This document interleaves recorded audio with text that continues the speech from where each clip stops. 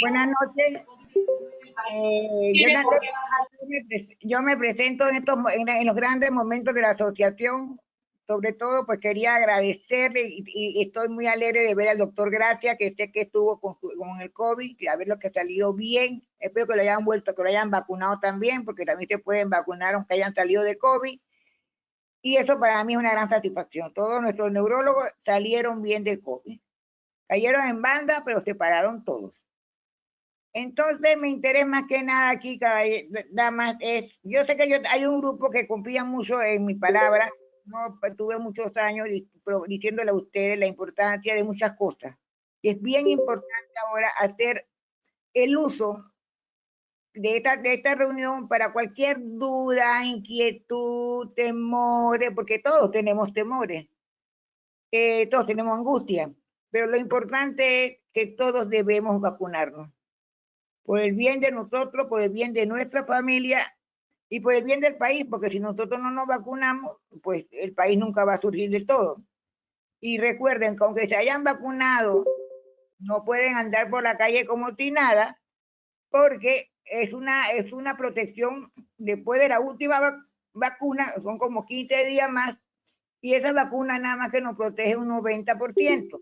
¿Qué quiere decir eso? Que nos puede dar el COVID, pero no nos da el COVID grave, ni nos tienen que llevar a hospitalizarnos. Así que como no queremos estar en el hospital y no queremos infectar a nadie, pues después que nos inyectamos, nos seguimos cuidando, nos ponemos nuestra mascarilla, nos ponemos nuestra eh, careta plástica, saludamos a la gente con el codo o con un guiño de ojo, ya nada de abrazo ni nada de esa cosa, ya eso se acabó. Este tiempo ya pasó. Y eso es una de las cosas que más me duele a mí, porque a mí me gustaba mucho sumuquear a mis nietos y ya no lo puedo ni tocar. Pero bueno, por lo menos lo puedo ver. Así que es importante, jóvenes, que te cuiden. Han logrado pasar el año de pandemia sin tener mayores rasgos de enfermedad grave. Ha habido varios pacientes con COVID, pero gloria a Dios han salido bien del COVID. Y eso es bien importante. Entonces, los que no han tenido COVID, gloria a Dios, debemos cuidarnos. Y los que tuvieron COVID, pues que ahora se inyecten de todas maneras, porque ya yo sé que se pueden inyectar, y siempre agradecer a Dios que salieron bien. Mucho mejor que más de 4 personas que nunca tuvieron esclerosis múltiple. Así que eso es muy importante, y esa fue la idea de Emily de hacer esta reunión, para que cualquier duda que ustedes tengan, o cualquier inquietud, pues la hagan saber, y los médicos tratantes que además tienen la ventaja de haber pasado por COVID, imagínense si se puede explicar mejor que cualquiera. Y yo con mucho placer les dejo solito con todos los pacientes y nos vamos a estar viendo pronto.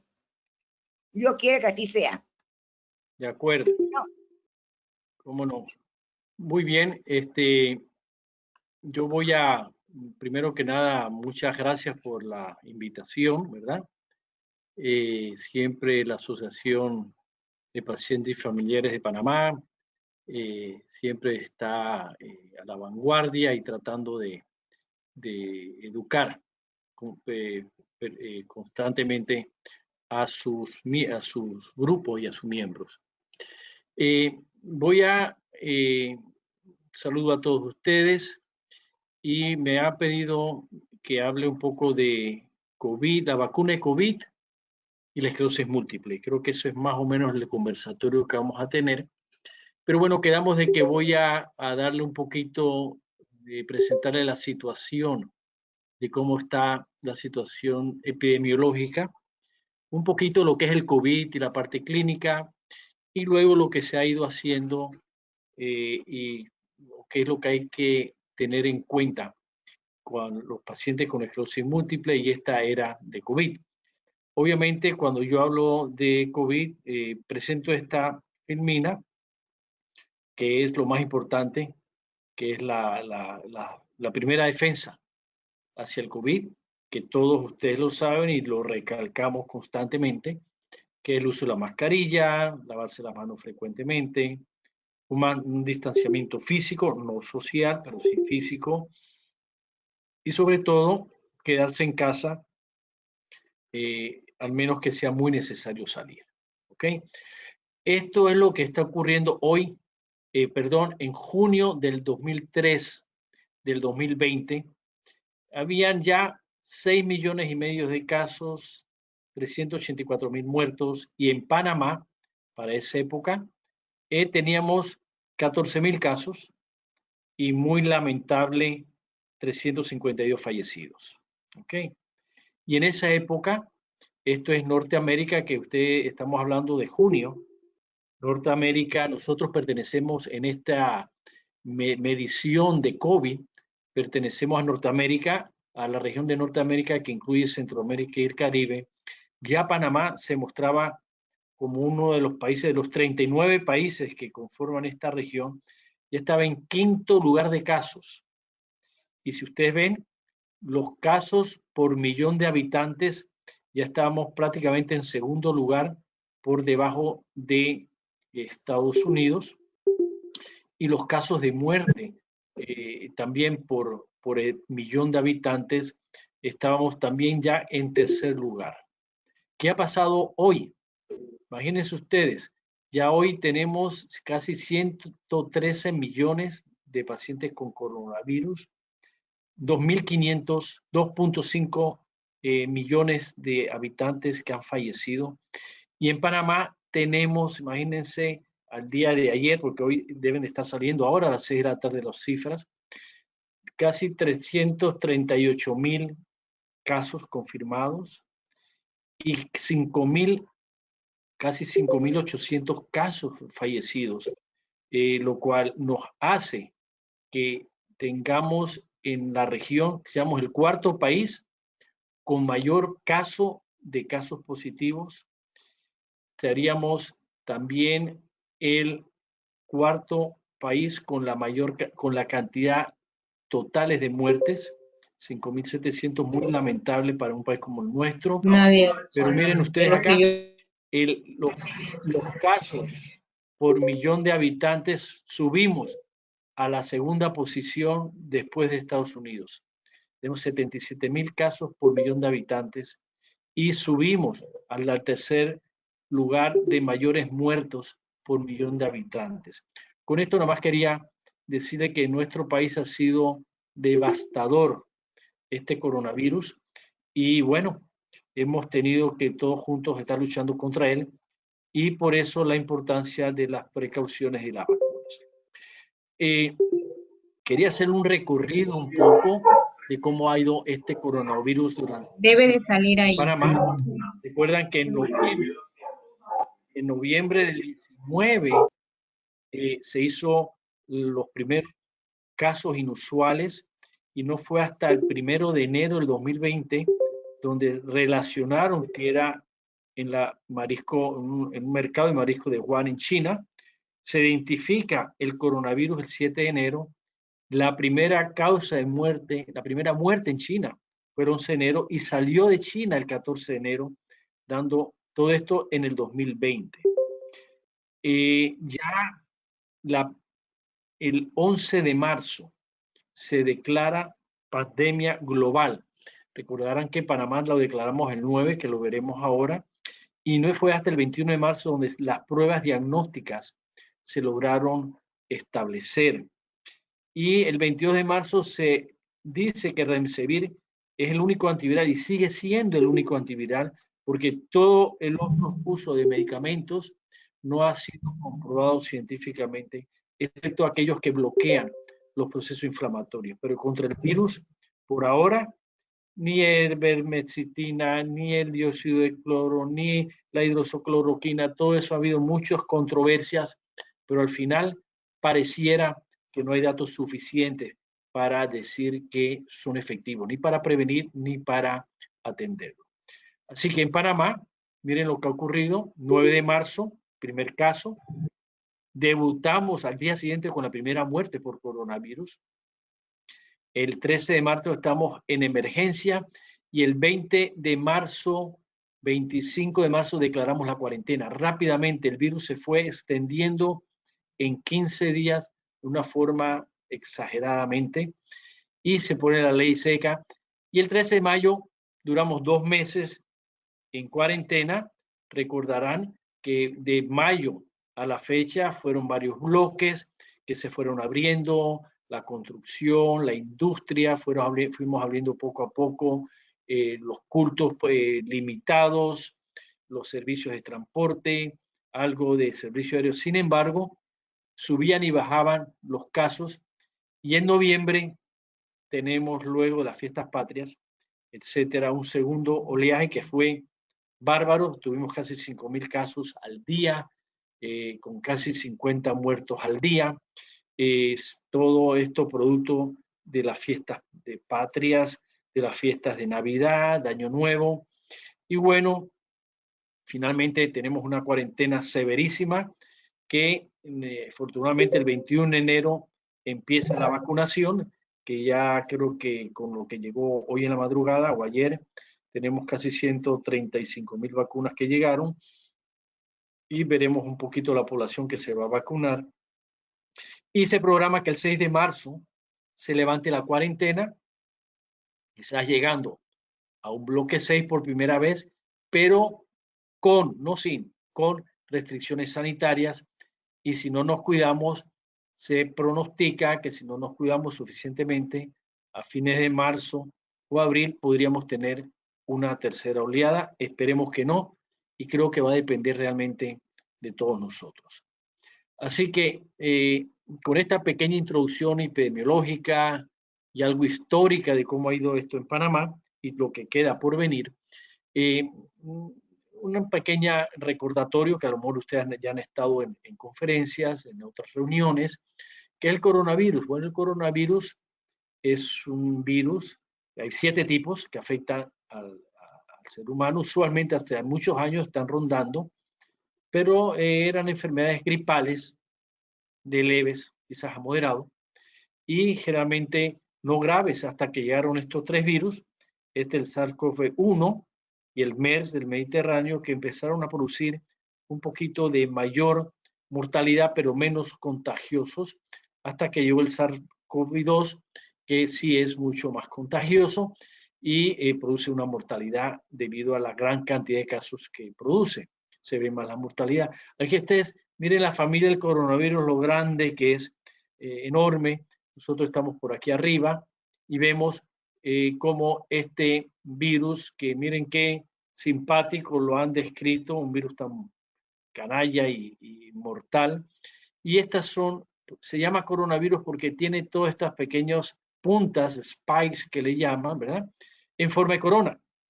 Y entonces por eso a este virus le pusieron el nombre de coronavirus, que ha causado tanto daño, y se piensa que se origina o es original de los murciélagos, que por algún motivo ha habido un animal que no se sabe muy bien qué es, se ha acusado al pangolín, que es una especie de armadillo, todavía no bien definido, pero es el que además se acusa como el animal de transición del murciélago al animal, y el animal a contagiar al humano, causando una y luego una segunda mutación.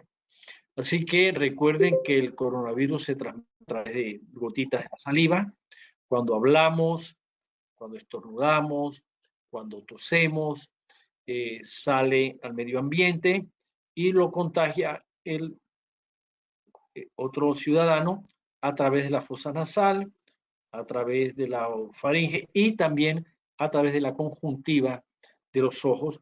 Es muy importante porque puede ser transmitido a través de las manos a otra persona o a uno mismo, contagiándose, y posiblemente el pulmón, aunque afecta muchos órganos, como veremos, es el más afectado. Y se permanece en las superficies, en el ambiente, si es un ambiente cerrado, por 2 o 3 horas. En metales puede durar hasta 8, 24 horas, en plástico, en cartulinas, en papel, puede durar hasta 8 horas ahí. Por eso se recomienda pues la sanitización de todos estos productos. Así que el coronavirus, recuerde que puede estar uno contagiado los primeros días sin ningún síntoma, y en ese momento quizás no estás transmitiéndolo, pero luego de 3 días o hasta 12 días que tú tienes el virus, aunque seas asintomático, lo puedes transmitir. Y si eres sintomático, que te da síntomas, con más razón. Y es por eso que quizás el 30% de los pacientes que son contagiados con el virus transmiten el virus y no se dan ni cuenta que están transmitiendo el virus. Y eso es uno de los grandes problemas que tenemos. Y el virus se puede transmitir cuando uno lo adquiere hasta 2 semanas después de adquirido, y por eso la cuarentena usualmente dura 2 semanas, pero puede extenderse hasta 21 días. Así que interesante, los datos, 30% no da ningún síntoma, completamente asintomático, el otro 50% da síntomas muy pequeños, muy moderados, y el otro 20% es el que produce síntomas severos y aumenta la mortalidad a 15%, y si es muy crítico que entra a un cuidado intensivo con el uso de un respirador, la mortalidad sube al 50%. Así que por eso hay que atender esta enfermedad lo más rápido posible y el tratamiento lo más rápido posible. Y recuerden los síntomas al principio, puede ser una gripe sencilla, fiebre, febrícula, dolor de cabeza, tos. Si compromete los pulmones es cuando empieza a haber dificultad pulmonar, dificultad respiratoria, se baja el oxígeno, y si eso progresa, hay una respuesta inflamatoria masiva y puedes caer en respirador, que tendría los problemas. Así que produce muchas cosas. Se pensaba que nada más era la parte respiratoria, fiebre, tos, mucha fatiga, falta de aire, falta de apetito, dolores articulares, dolores musculares, diarrea, porque produce trastornos del sistema gastrointestinal, puede producir disminución de la agilidad mental, cuadro confusional, memoria alterada, trastorno de la conjuntiva, y lo más frecuente que la falta de olfato y la falta de gusto. Así que sobre todo, no necesariamente en los pacientes graves, el 80 al 90% de los pacientes se le produce esto. ¿Y qué ocurre? Pues estos pequeños spikes se unen a unos receptores que hay, no nada más en el pulmón, sino también en el riñón, en el tracto gastrointestinal, el corazón y el sistema nervioso. Como ven, en todos los órganos del cuerpo están estos receptores que son el blanco de estos spikes del coronavirus, estas puntas que van a buscarlo para causar daño, inflamación. Sin embargo, donde más respuesta hay a esta unión de este receptor con el coronavirus es el pulmón, y por eso este es el spike que se une directamente aquí al receptor, se mete en la célula, se multiplica, sale, produce anticuerpos y produce toda esta cascada antiinflamatoria, que es lo que realmente produce el gran daño a los pulmones y al resto del cuerpo. Y esto es lo que ocurre. Este es un pulmón lleno de linfocitos, de inflamación, lleno de mucosidades. Este es el hígado, que miren cómo está la inflamación en el hígado, con esteatosis, que es retención de grasa. Este es el corazón, que hay inflamación también del corazón. O sea, no nada más el pulmón. Por eso cuando entran en gravedad, empiezan a fallar los sistemas, no nada más el pulmón, sino los otros sistemas, en especial el corazón, el riñón también, el hígado y el cerebro. El cerebro se producen inclusive pequeñas hemorragias, se produce desmielinización, lastima la mielina, hay una edema y se produce un problema importante a nivel del cerebro, de la médula y de los nervios periféricos. Y la anosmia, la falta de olfato, es un producto de que el virus se mete por la fosa nasal y llega al cerebro.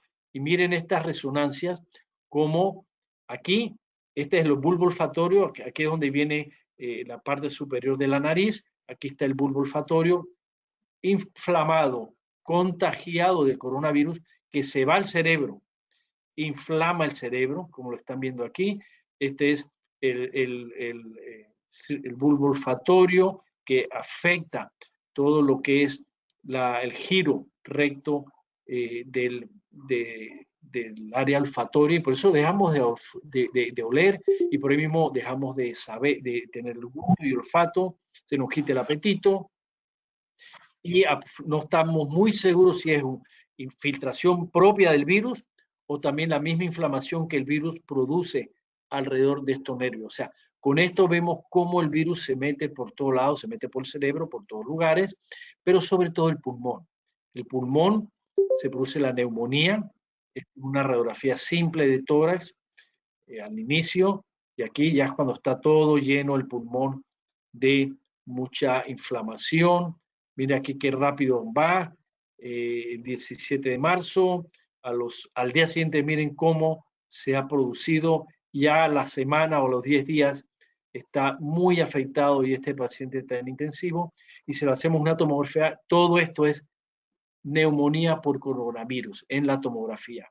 Así que afecta enormemente. Mire, este pulmón, más de la mitad de este afectado y más del 75% afectado. Y por eso es que los pacientes van falleciendo realmente, porque quedan sin pulmón y todo el esfuerzo para salvarlos. Así que el diagnóstico clínico debe ser lo más rápido posible, atenderlo con medidas antiinflamatorias rápidamente, atender la bajada de oxígeno rápidamente para evitar esto que acaba de ocurrir, y recordar que las pruebas confirmatorias son por todo esto que hemos hablado, la clínica, la neumonía, y es el PCR, por eso es que nos hacen las pruebas del hisopado nasal y faringio. Y también importante los anticuerpos, y por eso las vacunas son tan importantes, porque cuando uno tiene un coronavirus o te ponen una vacuna, al principio con el coronavirus empieza a los 7 días a detectarse anticuerpos contra el coronavirus, pero a bajo nivel. Y no es hasta el 14º día que empiezas a elevar anticuerpos como la vacuna. Dice que cuando tú te vacunas a los 21 días, estás por aquí, y a la semana la Pfizer te inyectan levas más anticuerpos, que es lo que realmente te protege un 90 a 95%, porque tu cuerpo produce anticuerpos, produce protección contra el coronavirus. Igual lo produce la infección al paciente que le da coronavirus, pero el anticuerpo no es tan efectivo, es muy aberrante y no sabemos cuánto dura. Dice que la inmunidad, luego que te da coronavirus, empieza a bajar a los 3 meses, y quizás al 6º mes ya no tienes ningún tipo de inmunidad, y por eso vemos las reinfecciones que están hablando.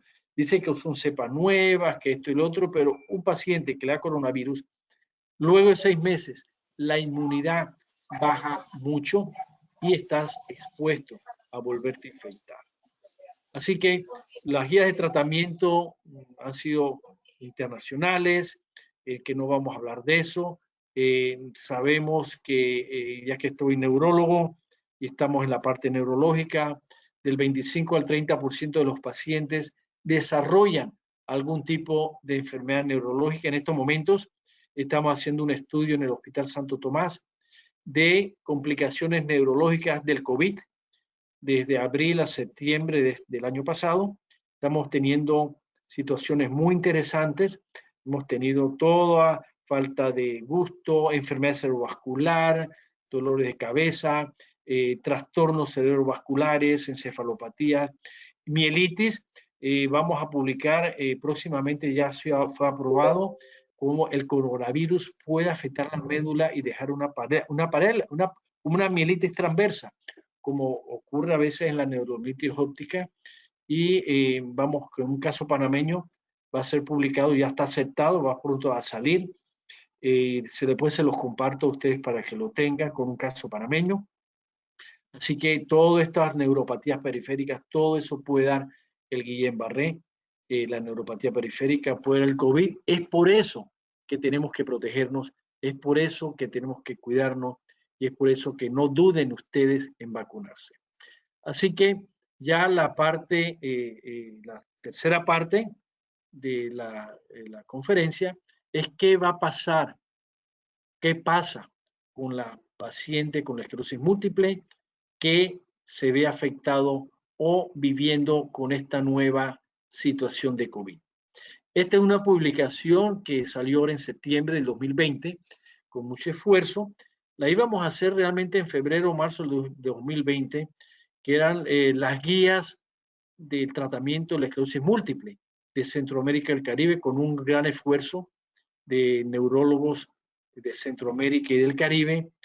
Pero en marzo, abril, que llegó la epidemia del COVID, se me ocurrió, en particularmente a mí, decir, ¿por qué no esperamos un poquito a esta publicación y agregamos qué va a pasar con nuestros pacientes de esclerosis múltiple con esta pandemia de COVID? Esto está publicado gratuito, usted puede acceder al Journal of Current Medical Research and Opinion, pero ya logramos obtener el permiso de esta revista para traducirlo al español, que ya está traducido por FOSEM. Ustedes pueden entrar a la página de FOSEM, creo que también se la mandé a Mili para que lo tuvieran en la página de la asociación. Todo este material en español, y ustedes podrán ver aquí todo lo que va a pasar con la esclerosis múltiple en general, pero en particular el último capítulo, qué pasa con el tratamiento de los pacientes con esclerosis múltiple durante la pandemia del COVID-19. Yo obviamente lo primero que dice esto nuevamente, seguir insistiendo en los métodos de prevención, y aquí resalté en amarillo esta página nada más porque no vamos a poder hablar de todo el consenso, pero sí lo del COVID, y vemos cómo, por supuesto, la medida de precaución, pero miren cosas muy importantes, que no hay evidencia de que el COVID afecte directamente a las personas que padecen de esclerosis múltiple. ¿Qué significa esto? Que el paciente con esclerosis múltiple no necesariamente es más susceptible a contraer COVID, que si contrae el COVID, paciente con esclerosis múltiple, la enfermedad no se empeora, no produce más crisis, ni tampoco produce que la enfermedad progrese. Obviamente, hay que tener mucho cuidado porque es una enfermedad autoinmune, sabemos que las defensas están bajas, muchos de los medicamentos para la esclerosis múltiple son inmunosupresoras, disminuyen la capacidad de respuesta inmunológica, por lo tanto el cuidado para no infectarse tiene que ser más extremo que cualquier otro paciente. Pero es muy importante, además, que el paciente que tiene esclerosis múltiple no debe de dejar de tomar sus medicamentos. No importa cuál esté tomando, debe seguir tomándolo y no suspenderlo, como términos generales. Además de eso, aquí en estas dos publicaciones donde participé, se habla de todo esto, de Latinoamérica, tanto de la esclerosis múltiple como neuromielitis óptica, y recientemente también se hizo otra publicación en la revista Neurología Española, cómo enfrentar esto, que todo esto está reflejado en este consenso en español para que ustedes lo puedan leer y lo puedan observar. Y finalmente, el comunicado, porque ustedes recordarán, y tuvimos una bandera roja de alerta, tanto la Asociación de Neurología, tanto la Asociación de Pacientes de Neurología y por supuesto FOSEM, en donde Panamá, desafortunadamente, hubo una comunicado del Ministerio de Salud donde decía que la vacuna no iba a ser puesta a los pacientes con enfermedades autoinmunes y con tratamiento de medicamentos inmunosupresores. Eso fue una decisión aparentemente que sacó la Pfizer en su momento cuando estaba haciendo los estudios clínicos, pero por algún motivo fue adoptada, y luego de hacer todos los estudios clínicos, las revisiones científicas, apoyándonos en la Federación Internacional de Esclerosis Múltiple, apoyándonos en la Comité Americano y Latinoamericano para el Estudio de la Esclerosis Múltiple, el Consorcio de Esclerosis Múltiple, la asociación, todas estas enfermedades, se llegó al acuerdo de lo que voy a exponer ahora. Primero, que la vacuna de Pfizer y Moderna son seguras, así que no producen el COVID y no contienen virus. Es una fracción de esa spike, esa espiga que vimos de ARN, por lo tanto no es capaz de producir el COVID. Sí puede producir algunos síntomas secundarios leves que podemos hablar ahora, pero es segura para todo este tipo de pacientes. Es muy poco probable que las vacunas produzcan recaídas o empeoren la esclerosis múltiple. Así que por eso es que se está promoviendo que todo paciente con esclerosis múltiple, a excepción de algunas situaciones de alergia extrema, shock anafiláctico, algún medicamento, que habría que tener una precaución mayor.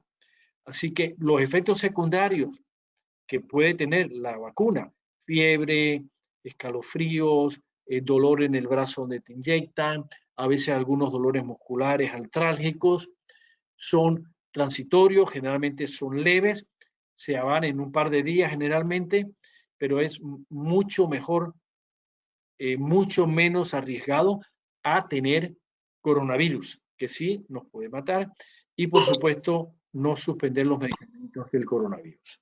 Así que la otra cosa, ninguna persona de esclerosis múltiple o otra enfermedad desmielinizante debe de ser excluida a priori de la vacuna.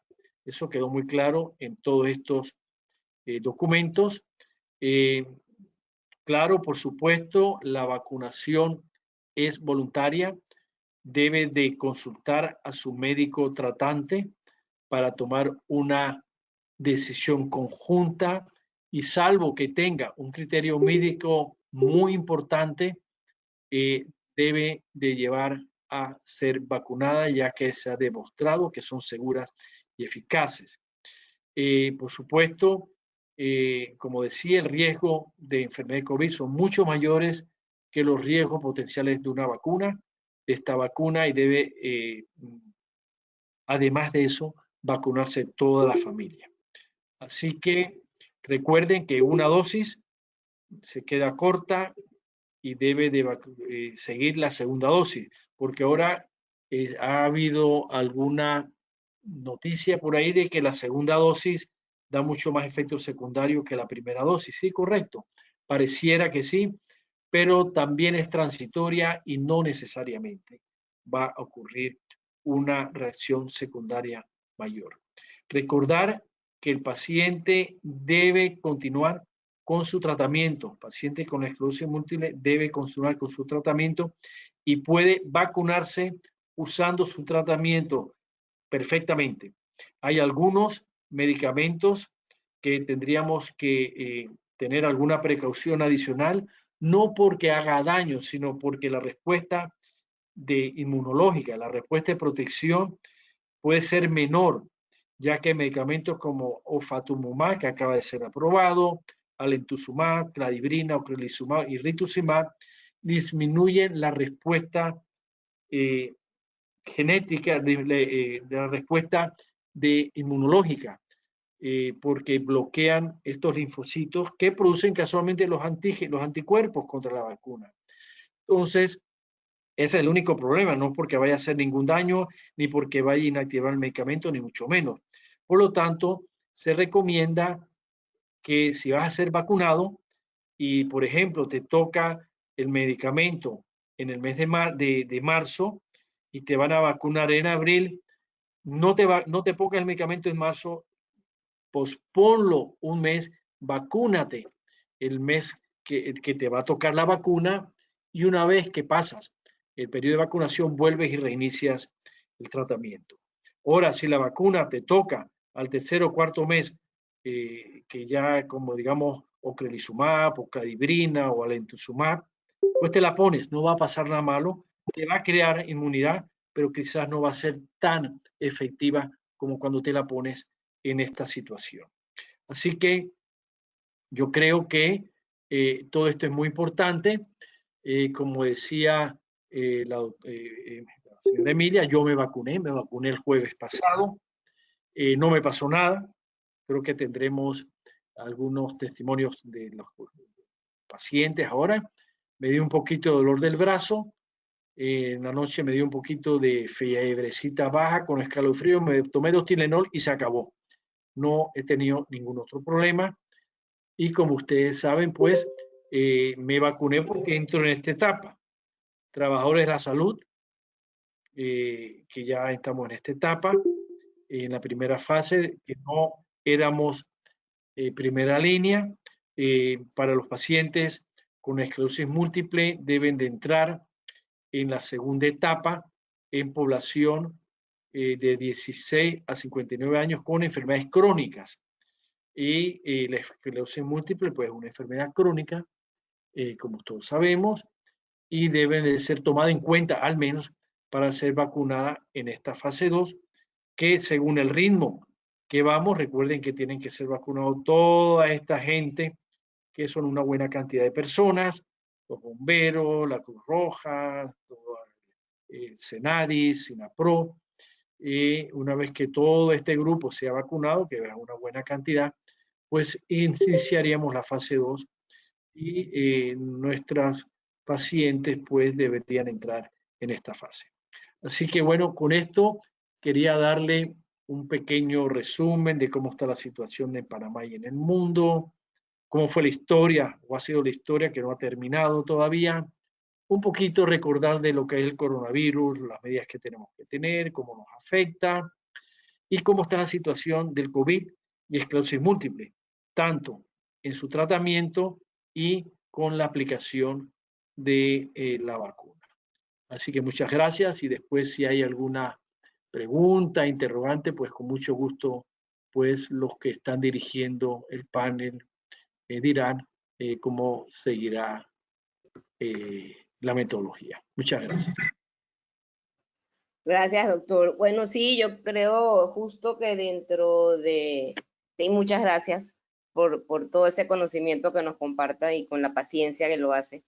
Creo que es el momento apropiado de darle la oportunidad a los demás profesionales de la salud, que además son pacientes de esclerosis múltiple, y que nos cuenten un poquito cómo fue esa experiencia, si nos ponemos en orden. Le doy la palabra, bueno, fácil por orden pondría a la doctora Ana Leandro, que como empieza con A, sea la primera que nos cuente, paciente desde hace muchos años que conozco, y nos encantará. Yo sé que todos los pacientes estamos así que, uy, ¿cómo fue? ¿Qué pasó? ¿Qué sentiste? ¿Te dolió? O sea, cuéntanos un poquito, tú como doctora, aparte de ese paciente, ¿cómo fue la experiencia?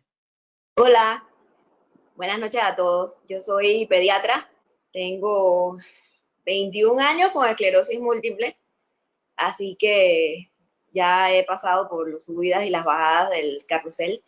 El día que me pusieron la vacuna, si les soy sincera, casi que me pongo a llorar de la emoción, porque de verdad que lo que hemos visto todos los médicos en los hospitales y lo que hemos escuchado de familiares y de amigos que han perdido personas, da miedo, de verdad que da miedo pensar que uno se puede contagiar y tener una alternativa que es una vacuna para evitar que te dé una enfermedad mortal es así como un sueño hecho realidad, sobre todo con lo rápido que se hizo. A mí realmente el día que me pusieron la vacuna no me pasó nada. Yo soy muy alérgica, así que yo de todas maneras me tomé una pastilla de difenidramina antes, por si acaso. Así que lo único que me dio fue sueño. Al día siguiente sí me dolió el brazo, pero no era un dolor así que se iba a acabar el mundo. De hecho, ni siquiera tomé acetaminofén. Se sentía el dolor usual de cuando te ponen una inyección intramuscular.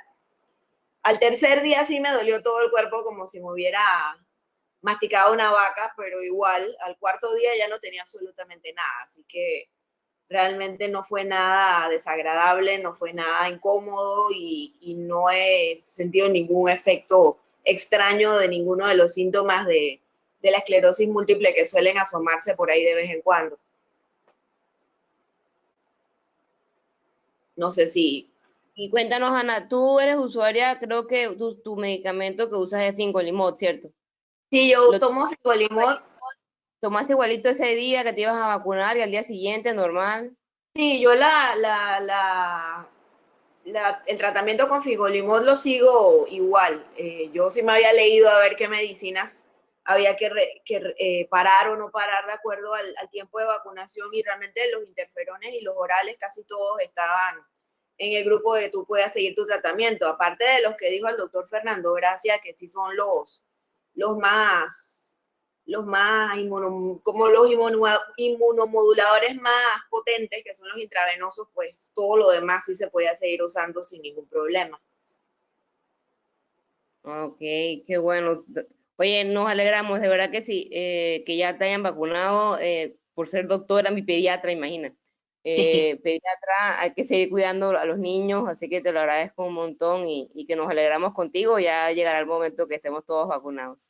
Claro que sí, claro que sí. Gracias. Le damos la oportunidad a licenciada Eira, enfermera, paciente de esclerosis múltiple y otra experiencia de ya haber pasado por eso. Cuéntanos.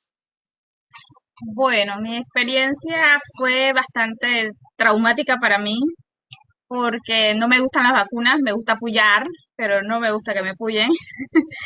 Entonces, sí, tuve mucho miedo al inicio.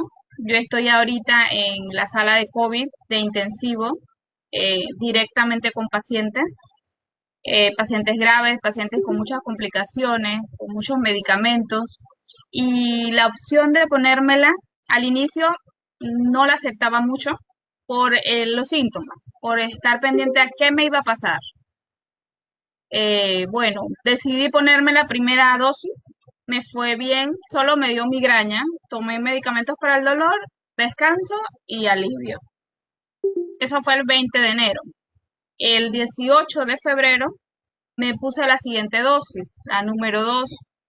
Sí tuve más reacción, tuve dolor en el área al día siguiente, tuve fiebre, escalofrío, tuve migraña, estuve también con dolor en las articulaciones.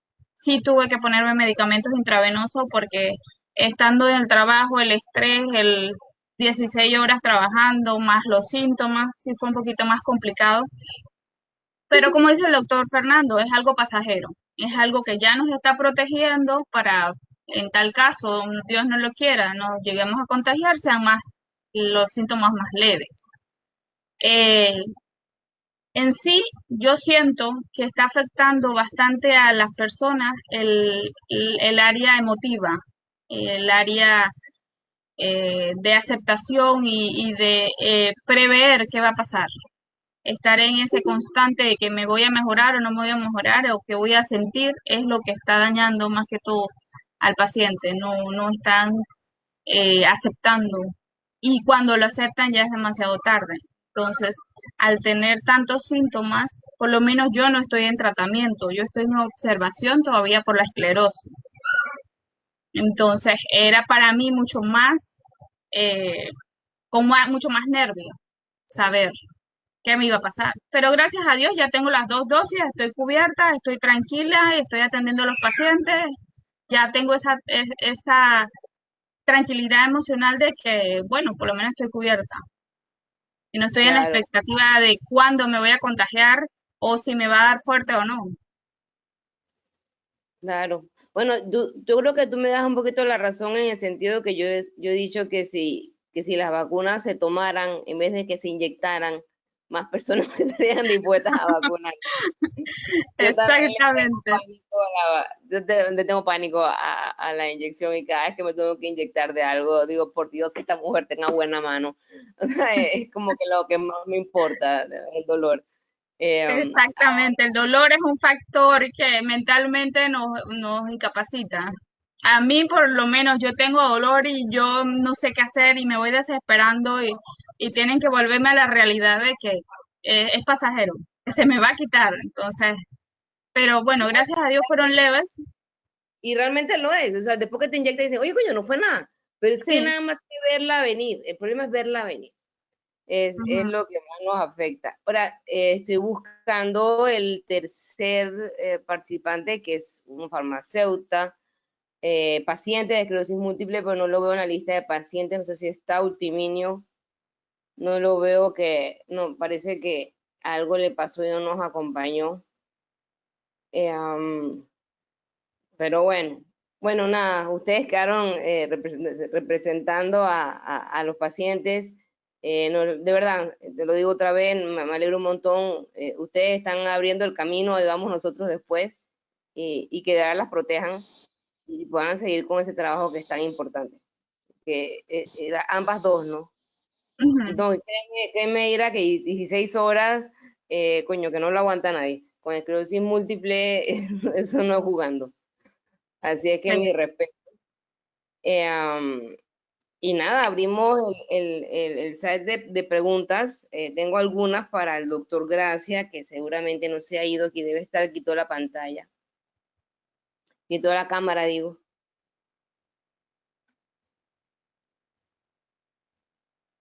Ahí Sí, está. aquí estoy.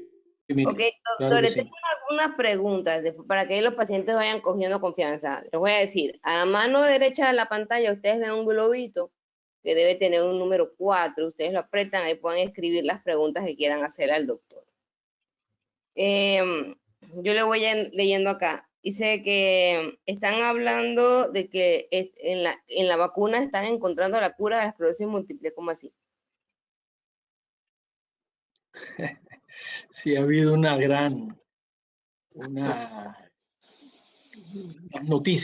noticia que por algún motivo, recuerdan que también hubo una noticia que el interferón estaba bloqueando el virus. ¿Recuerdan? El interferón beta.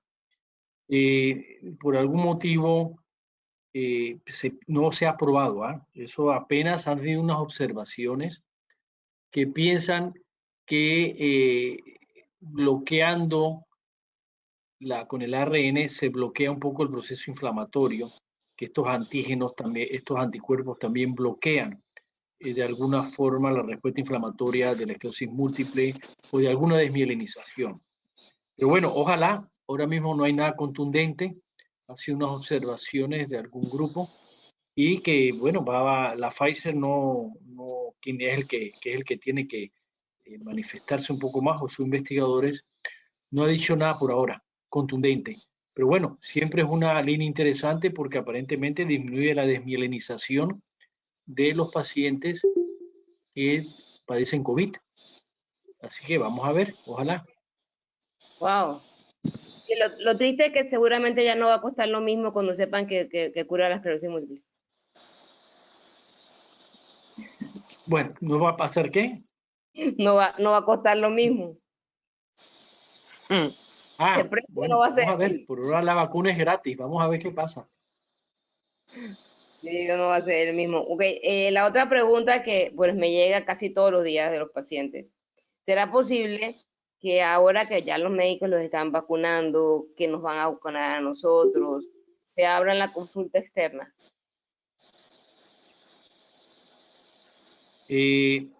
Ya en el Santo Tomás, puedo hablar del Santo Tomás, va a abrir el 1 de marzo la consulta externa.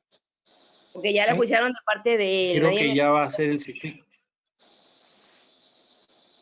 ¿Cómo? Ya lo dijo usted, porque me lo preguntan a ¿No te escuché, diario. Mili? Digo que ya lo dijo usted, gracias a Dios, porque me Sí, la preguntan a diario. ¿Cuándo abre la consulta externa? ¿Cuándo abre la consulta externa? bueno, 1 de obviamente marzo. va a ser en una forma programada el 1 de marzo, pero no que se va a abrir como antes, porque hay que seguir tomando las medidas de precaución. Y por lo menos en neurología va a abrir 4 pacientes nada más por neurólogo, 2 pacientes nuevos y 2 pacientes de reconsulta, porque recuerden que hay que sanitizar entre el paciente y el otro, no se pueden acumular los pacientes en la sala de espera, O sea, todavía no está abierto a la normalidad, pero sí, por lo menos vamos a empezar ya a atender el 1 de marzo parcialmente y en una forma programada, poco a poco, depende cómo vayan las cosas.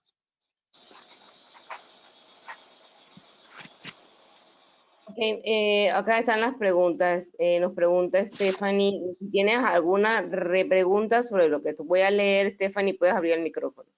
Dice, una vez nos vacunemos, ¿cuánto tiempo tendremos inmunidad por la vacuna? Si tomo rituximab cada 6 meses, ¿esto bajaría el tiempo de cobertura de la vacuna? Sí, bueno, la inmunidad, la primera pregunta, no se está 100% seguro. Se piensa que la vacuna te podrá dar una inmunidad de 9 a 12 meses. No, todavía estamos viendo qué va a pasar, no tenemos un año de pandemia ni tenemos un año de vacuna. En los estudios clínicos iniciales que se hicieron para probar las vacunas, aparentemente eso es lo que han dicho. Otros dicen que puede durar hasta 2 años, pero va a quedar como la influenza, que la influenza te ponen una vacuna al año y el virus muta y hay que volverte a poner la vacuna nuevamente y hacer otra vez todo. Pero por ahora pareciera que va a durar 1 año. La otra pregunta es qué pasa con el que toma o se pone rituximab. Lo mismo que rituximab o clesrovimab, se recomienda que se ponga la vacuna, si es posible, 1 mes antes de ponerse el medicamento o no ponerse el medicamento rituximab y esperar 1 mes para ponerse la vacuna. Pero te la puedes poner en cualquier momento, no importa el momento donde estés. Como decía, la respuesta de defensa inmunitaria va a ser menos eficiente, porque estos medicamentos lo que hacen es que disminuyen la población de linfocitos T, linfocitos B, que son las células que producen inmunidad. Y en estos tratamientos pues disminuyen la población de estos linfocitos. No te va a hacer daño, quizás no va a ser tan efectiva la inmunidad si no te la pones en el margen donde ya los linfocitos han ido subiendo normalmente, como ocurre, ya acercándose a la dosis. Con el cladibrine, bueno, es una dosis anual, así que luego de 3 meses de tomar cladibrine, teóricamente la respuesta inmunitaria va a ser igual. El alemtuzumab parece que es igual porque te pone una dosis, esa dosis dura 1 año. Así que te va a servir quizás en el momento donde te la ponga, te va a dar más o menos inmunidad, pero te va a dar inmunidad. Quizás no es tan eficiente como en los momentos que te acabo de describir. Gracias, doctor. Hablando de la eficiencia sobre la cobertura, en alguna charla, bueno, aquí meto yo mis preguntas entre las preguntas de los pacientes, en alguna charla del doctor Amuy, cuando aún no habían salido las vacunas, solamente estaban en estudio, recuerdo haberlo escuchado decir que posiblemente nosotros nos tuvieran que poner, o sea, el doble, o sea, 2 veces, digamos, 2 veces en 1 año en vez de 1 vez al año, a diferencia de las personas que no tuvieran la misma enfermedad. O sea, se sigue pensando lo mismo. No, el paciente se va a manejar igual al que no le ha dado enfermedad, igual al que le ha dado enfermedad o igual al que tiene cualquier enfermedad autoinmune o inmunosupresora, cáncer, todas estas se va a tratar igual. Por ahora, la Pfizer y la Moderna, la Sputnik, la AstraZeneca son por ahora son 1 dosis y 1 dosis de refuerzo para la 3ª o la 4ª semana. Creo que ya acaban de aprobar ayer la Johnson & Johnson, que es 1 vez al año, que es 1 sola dosis, no necesita refuerzo, que la acaban de aprobar. Y todas estas vacunas por ahora se piensan que es 1 vez al año. Nos lo va a decir la experiencia en el camino. ¿Ok? Ok. Así que vamos a ver qué pasa. Ok, pregunta Irma Solís de Chitré, dice, igual Irma, si no te leo bien la pregunta y tienes una repregunta, puedes abrir el micrófono. Dice, hola, yo sí quiero vacunarme con las aclaraciones que nos han dado, me siento en confianza para hacerlo ahora. Me toca natalizumab el 1 de marzo y hasta el 20, y otra el 29. ¿Cómo aún no sé cuándo me tocará la vacuna? Soy de Chitré. ¿Tendría que suspender No, mi natalizumab? no, ni interferón, ni fingolimod. Bueno, no hay que suspender los tratamientos. Vamos a empezar por ahí. No hay que suspender ningún tratamiento para vacunarse. Te puedes vacunar en cualquier momento. Eso incluye interferón, fingolimod y natalizumab, porque son, al menos, digo, para la vacuna no hay que suspender el tratamiento y se puede vacunar en cualquier momento. La única consideraciones son estos otros medicamentos que disminuyen la población celular que produce la inmunidad, como les acabo de decir allá un par de veces, que son el rituximab o crelisumab, que es mejor posponer el tratamiento un mes o ponértelo un mes antes de que te toque. Ahí vas a tener una mejor respuesta inmunológica.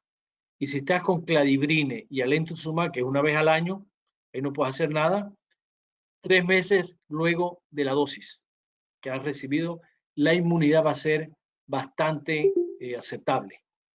No tienes que suspender el tratamiento, al menos que te pongas de acuerdo con tu neurólogo, que ya tenemos todas estas indicaciones, y vacunarte, eso sí, no duden en vacunarse.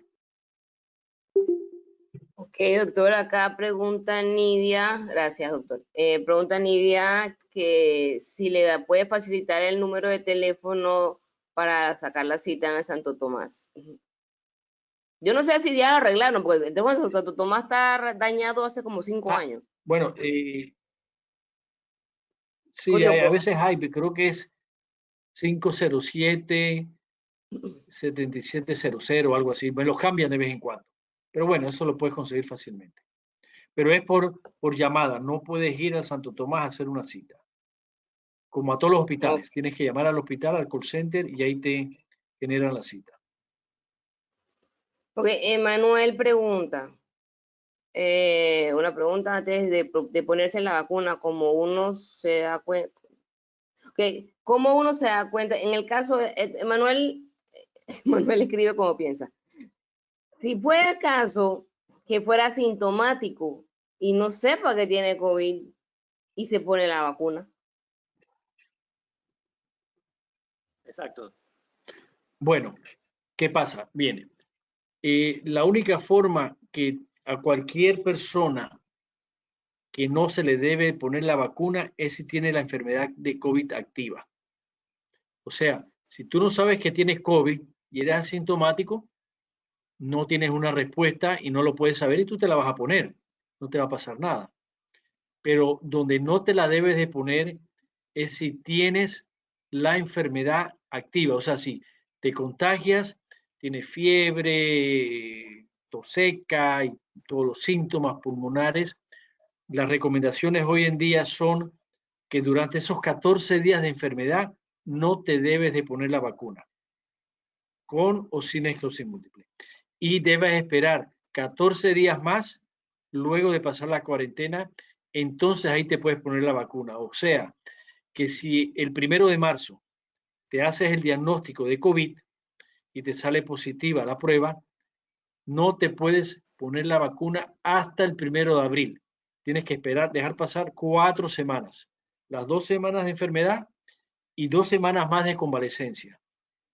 Y ya te puedes poner la vacuna sin problema. Gracias, doctor. Acá me llega una pregunta en privado porque sí sé de varios casos de pacientes que usan fingolimod y los linfocitos son realmente bajos. Realmente preocupantemente bajos. Y ellos igual, o sea, ¿qué hacen? Igual se toman el medicamento, se inyecta como si nada, se ponen la vacuna, a pesar de tener esos conteos tan bajos de linfocitos.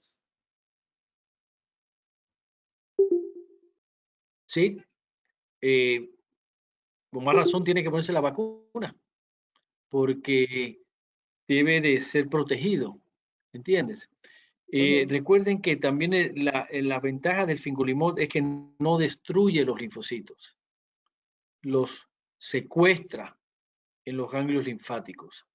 Pero esos linfocitos, aunque está disminuida porque no salen al torrente sanguíneo, ahí están. Así que ellos van a producir la inmunidad, quizás no tan eficientemente como en otros momentos, pero siguen teniendo efectividad la inmunidad a pesar de los linfocitos bajos. Y hay que ponérsela. Correcto. ¿Yo puedo decir algo? Sí, claro, Yo, doctora. yo uso Fingolimod y mis linfocitos generalmente están bien en el piso permanente, siempre están abajo de, cuando están arriba de 300 es un milagro, generalmente están abajo de 300 y me puse la vacuna el jueves pasado y aquí estoy, no me ha pasado nada, estoy en Teresita, así que no se preocupen, yo no creo que haya ningún problema. Yo, como dijo el doctor Fernando Gracia, los linfocitos no están desaparecidos, simplemente están guardaditos. Gracias, Ana. Acá pregunta Jeffrey. Dice, doctor, para los alérgicos asmáticos, ¿puede ser su médico quienes deben tomar la decisión para la colocación de la vacuna? Otra pregunta. Para los que padecen de hipertiroidismo o hipotiroidismo, ¿se pueden vacunar en conjunto con el médico tratante tomando la decisión? Sí, no, los trastornos de la tiroides no contraindican, hasta donde yo sé, que se ponga la vacuna. Obviamente, si ustedes tienen alguna duda, deben de preguntarle a su médico tratante y tomar la decisión en conjunto. Eso es lo correcto. Pero en principio te puedo decir que los trastornos de la tiroides, ya sea hipo o hipertiroidismo, no contraindican la puesta de la vacuna. Muy importante la pregunta de la asmática.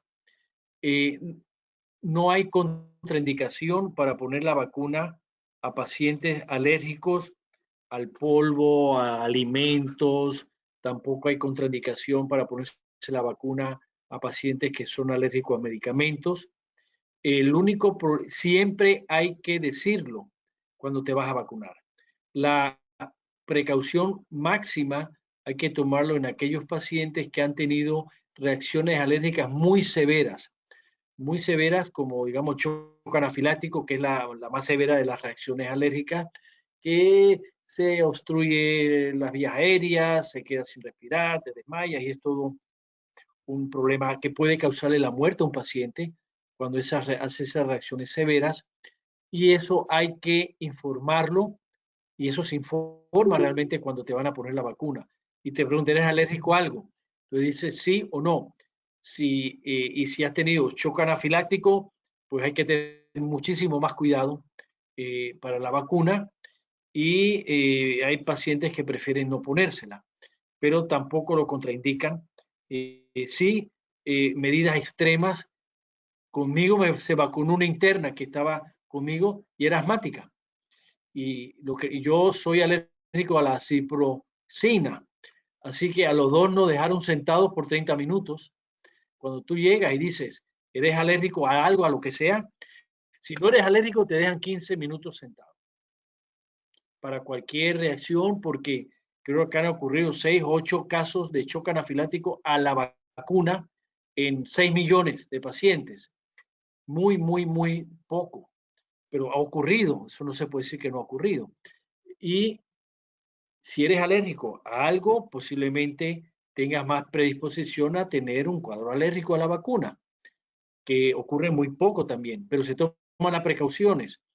Te dejan sentado 30 minutos con equipo de resucitación, con medicamentos para darte tratamiento. Uno se siente un poco tranquilo porque ahí enfrente de ti está el medicamento y todo el equipo, intubación inclusive si fuera necesario. Y si a los 30 minutos no te da alergia, te mandan, te vas para la casa, porque ya no te va a dar una alergia. Pero sí, la respuesta es, te puedes vacunar diciéndolo, quedándote para observación y tomando las precauciones. Gracias, doctor. Jalid Cochen nos pregunta, bueno, le pregunta a usted, dice, saludos a todos, doctor, ¿se está efectuando algún estudio a nivel global para conocer el nivel de anticuerpos creados y que permanecen a través del tiempo? Ejemplo, al mes después de medicarse con un DMT, a los 3 meses, en pacientes de esclerosis múltiple que toman medicamentos que afectan las células T y o células B. Bueno, a nivel mundial se están haciendo todos esos estudios. El GORGA lo está haciendo. A los pacientes que se vacunaron, le toman anticuerpos antes de la vacunación y después se va a programar en el año a ver cómo se comportan los anticuerpos en nuestra población panameña. El grupo italiano, que es el que ha hecho el registro mundial de esclerosis múltiple y COVID, tienen toda una base de datos donde creo que de Panamá, cuando hicieron esa base de datos, Panamá en ese momento tenía apenas 3 o 4 pacientes con esclerosis múltiple y creo que 2 con neuromielitis óptica que se incluyeron en el registro. Y ahí creo que van a hacer algunos estudios para ver cómo se comporta realmente la población con esclerosis múltiple, con los diferentes tratamientos versus la población que no tiene esclerosis múltiple. Pero te puedo decir que lo que va por ahora no parece que hay grandes diferencias. No tenemos nada conclusivo todavía por la respuesta, sí. Vamos a ver qué nos dicen. Ok, gracias, doctor. Bueno, la siguiente pregunta yo no creo que pueda contestarla porque dice, doctor, ¿qué porcentaje a esta fecha de los funcionarios de primera fila han sido vacunados a nivel del país? No sé si usted lo sabe. ¿Qué porcentaje? De los funcionarios de salud ya fueron vacunados. De primera fila. Bueno, yo te puedo hablar del país, no sé, habrá que preguntarle al ministerio, porque yo te puedo hablar del Santo Tomás. Sí. Santo Tomás está vacunando a todo su personal y creo que termina esta semana. Médico en primera línea, médico, enfermeras, de todos los de salud, está vacunando a todo su personal administrativo y está vacunando a todo su personal médico y de todas las profesiones de salud. Los únicos que no se han vacunado son aquellos que no quieren vacunarse. Son los únicos. Y el Santo Tomás creo que somos, no sé, me equivoco, como 3.600 funcionarios, entre todos, ¿no? Entre médicos, asistentes, funcionarios, administrativos. Creo que están por ahí, 4.000. Nos han vacunado a todos y creo que esa es la tendencia del país, vacunar a todos los funcionarios del seguro y del ministerio. Primera línea, el que no se vacune es porque dijo que no quiere o por algún motivo no puede. Y doctora, creo que en el hospital de niños es así también, ¿verdad? Están vacunando a toda la población de salud y administrativa. Así Sí. que creo que eso diría que está bastante bien organizado. Sí, en el Hospital del Niño en 3 días vacunaron a casi 1.600 personas. Y yo creo que nosotros somos como 2.000. Y igual como en el Santo Tomás, los que no se han vacunado es porque no se quieren vacunar o porque tienen alguna contraindicación muy específica, pero ahí también han vacunado a todo el personal. Bueno, Sí. hay que mandarle un mensaje al ministro, que el doctor que no se quiera vacunar, que lo saquen, porque no puede ser así. Eso no se puede ser. Ok, nos pregunta también le pregunta a Jalito otra vez, dice que segunda pregunta. ¿En Panamá hay forma de conocer el nivel de anticuerpos creados en contra del COVID después de vacunarse? Sí, claro, se miden perfectamente. Tú después de vacunado tienes que esperar la segunda dosis. A la semana después de la segunda dosis se pueden medir los niveles que supuestamente ya han alcanzado los niveles adecuados. Y también se puede medir en el tiempo para ver si los niveles de anticuerpos se mantienen y se cuantifican. Así que sí, se pueden perfectamente. O sea, uno puede ir ahí a un laboratorio, después puedo ir a Rally, vale el comercial, voy ahí y me saco la sangre y digo, yo quiero saber mi conteo, y ellos me van a poder decir. Bueno, tienes que ir a un laboratorio que tenga la tecnología para medir y cuantificar los niveles. Porque hay laboratorios que te dicen, ¿tienes niveles de anticuerpos? Sí o no. Dice sí, pero no te dice cuánto nivel. Lo importante es saber cuál es el nivel que tú tienes. Así que hay que ir a los laboratorios que cuantifican el nivel. No nada más te dicen si lo tienes o no lo tienes, sino cuánto tienes. Pero Panamá tiene Y esos laboratorios. generalmente sí, claro, el Ministerio de Salud lo tiene, el Gorga lo está haciendo, creo que los hospitales lo están haciendo, privadamente lo están haciendo. Lo que hay que decirle, Rally, o como tú dijiste, usted mide, cuantifica los niveles de anticuerpos, sí o no. Si te dice no, nada más te decimos si tiene o no tiene, eso no nos No, ayuda mucho. Hay que saber cuánto nivel tiene. Ah, ok. Dice, a continuación de la pregunta, ¿por qué no realizamos este estudio para pacientes de esclerosis múltiple en Panamá y así conocer qué tanto nos protege la vacuna de Pfizer dependiendo? Bueno, yo creo que todos los pacientes de esclerosis múltiple van a poder Sí, hacer este examen. Una cosa que no sé si hay que pagarlo. sí. Bueno, sí, yo creo que esos exámenes no sé exactamente cuánto cuestan, ¿no? Pero de que se puede hacer, pero no sé si lo van a incluir en la investigación que se están haciendo ahora mismo, ¿no? Porque se están haciendo bastante investigación sobre COVID, pero en general en la población, ¿verdad? No creo que se está haciendo específicamente, el único estudio específico por ahora, el que voy a hacer yo en Santo Tomás sobre las complicaciones neurológicas del COVID. Que es un estudio observacional, descriptivo, a ver realmente el COVID cómo está afectando a la población que llegó al Santo Tomás. Pero todos esos estudios se pueden hacer, ¿verdad? Gracias, doctor. Acá nos preguntan, porque si, lo que me están preguntando es cierto, yo lo escuché también, fue como un rumor que salió sobre que las personas que ya tuvieron COVID solo le van a poner una dosis de la vacuna. ¿Se mantuvo ese rumor o fue una bola y ya hay mentira? No, es un rumor bien fundado, porque el que picó por delante fue Francia. Francia hace 1 o 2 semanas dijo que al paciente que le dio COVID lo va a vacunar una sola dosis y que según ellos no necesitan la segunda dosis. A esto creo que hay 2 o 3 países más que se unieron a esa medida. Sin embargo, no ha habido ninguna recomendación oficial por las agencias internacionales de Europa, ni de Estados Unidos, ni de la Pfizer, ni de sus productores que avalen esa medida. Así que por ahora los rumores son ciertos. Hay 2 o 3 países que ya lo implementaron por su cuenta, pero no hay nada todavía. La Organización Mundial de la Salud tampoco se ha manifestado que diga que aquel paciente con COVID se le va a poner una sola vacuna y no necesite el refuerzo. Por ahora no se ha dicho contundentemente eso. Bueno, doctor, muchas gracias. Creo que ha sido una noche súper interesante. Tener la oportunidad de aclarar dudas, de escuchar pues todo eso que uno escucha y no es que no lo hubiera escuchado antes, pero escucharlo en la voz de tu doctor siempre te llena mucho más de confianza.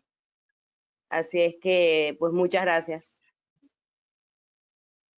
Muchas gracias por la invitación y nada más como el último mensaje, reafirmarles que se vacunen.